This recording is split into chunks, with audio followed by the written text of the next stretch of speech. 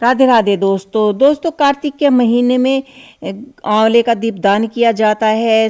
365 बत्ती का दीपदान किया जाता है।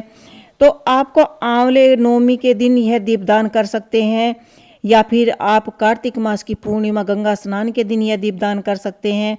तो ये दीपदान आप कैसे करेंगे? तो यहाँ पर हमने आंवले लिए हैं, कुछ आंवले हरे होने चाहिए, और आंवले को आप इस तरह से काट कर दिया बनाना जैसे कि वो सही से प्लेट में खड़ा हो पाए। ऐसे लड़कने वाला दिया आपको नहीं बनाना है। पहले आप आंवले को सीधा कर कर रख कर देख लें, और इस तरह से हम आंवले को एक हिस्से को खाली कर कर दिया बना लेंगे। और ये इस तरह से हमने 4 बना लिए हैं, और ये हमारा 5वां आंवला है। और धीरे धीरे आप चम्मच को घुमाते जाइए, ये आसानी से इसका अंदर का जो गुद्दा है बाहर निकल जाता है। कहा जाता है कि कार्तिक के महीने में गोपाष्टमी से लेकर आप कार्तिक पूर्णिमा तक यह दीपदान कर सकते हैं, और दीपदान करें जिससे आपको पूरे साल का पुण्य प्राप्त होता है। कार्तिक के महीने में दीपदान आंवला नवमी को करना, अगर आंवले का दीपदान करना है तो आंवला नवमी को करना है, और आंवला नवमी के पेड़ के नीचे करना चाहिए। यदि आप सुबह के वक्त यह दीपदान करते हैं तो आपको सुबह सुबह ही यह दीपदान करना चाहिए, और चावल का आसन देते हुए जहाँ भी आप दीपदान करें वहीं आप चावल या फूलों का आसन देकर ही दीपदान करें।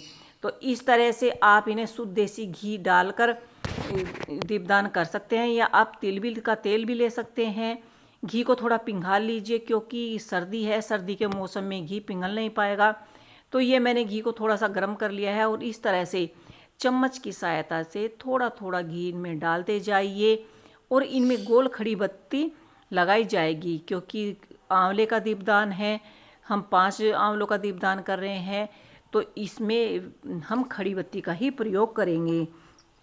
कहा जाता है कि कार्तिक के महीने में अगर आप 5 दीपदान करते हैं तो वह गंगा स्नान के दीपदान से कम नहीं होते, और हमें उन दीपदान का कार्तिक के महीने में पूर्णिमा को करें तो अधिक फल की प्राप्ति होती है, और पूरे साल का पुण्य प्राप्त होता है। तो इस तरह से हमने सभी दियों में बत्ती लगा दी है, और एक एक बत्ती आप इस तरह से अच्छे से इनमें लगा दीजिए। क्योंकि आंवले में हमने दिए बना लिए हैं, दिए के अंदर ये बत्ती आराम से खड़ी हो पा रही हैं।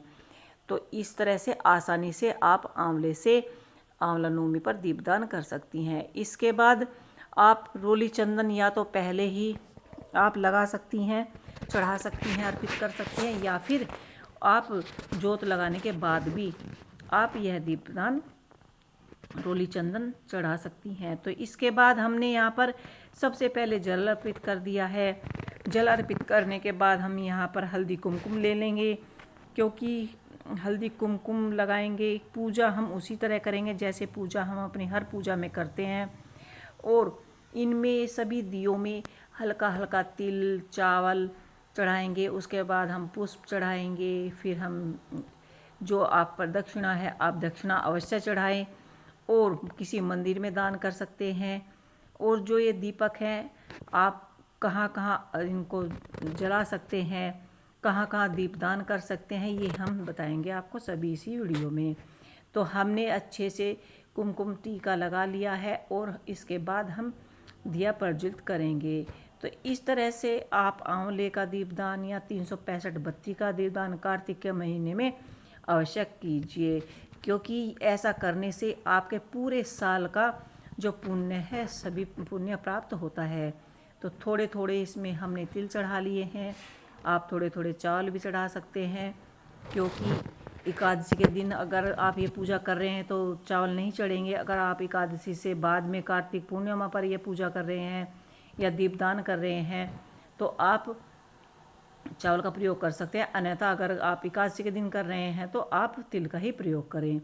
तो ये देखिए, आप दिया बत्ती ध्यान से कीजिए, क्योंकि 5 दीपदान हम कर रहे हैं, और इस तरह से हमने पहले से ही सारी तैयारियां, टीका, पुष्प, तिल हमने पहले से चढ़ा लिए हैं। और अब ये सोचना कि हमें ये दीपदान कहाँ कहाँ करने हैं। तो ये दीपदान हम यहाँ सबसे पहले हम पुष्प अर्पित करेंगे, और जल अर्पित करेंगे और सबसे पहले ये दीपदान हम अपने घर के मंदिर में करेंगे, क्योंकि घर में हमारी गौ माता, हमारे कान्हा जी, हमारे सभी भगवान पर स्थापित हैं और सभी भगवानों को सबसे पहले हम दीपदान करेंगे।